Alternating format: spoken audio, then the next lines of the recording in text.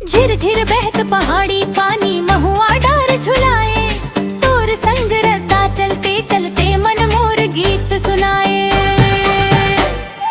मेला में देखे रहे बतोला चंदा जैसन रूप, तोर गोट सुन के गोरिया मन मोर हो गे चुप।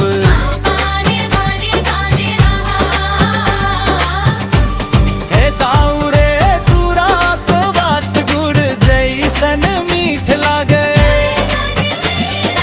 धीरे धीरे मोर ये दिल तोर माया मामा भागे।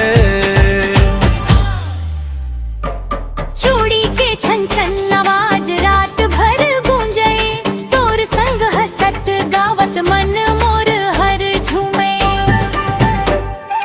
गाँव भर में तोर चर्चा सब जन मुस्काए, तोर मोर जोड़ीला देखे आशी सब दे जाए। मांदर के तान गुंजे तोर सुरता में गोरिया मन मोर हर डूबे। मेला के रदाम संग भी तोर हाथ धर के चलना यही सपना ला गए। डोंगरी हवा संग संग माया के गीत बजाए, तोर मोर माया के गोट पूरा गांव गुनगुनाए।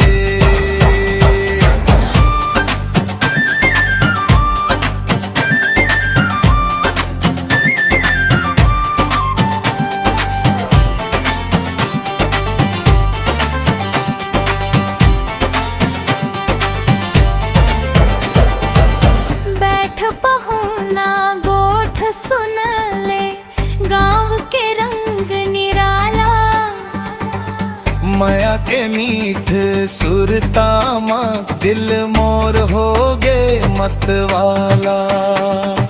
महुआ फूल के खुशबू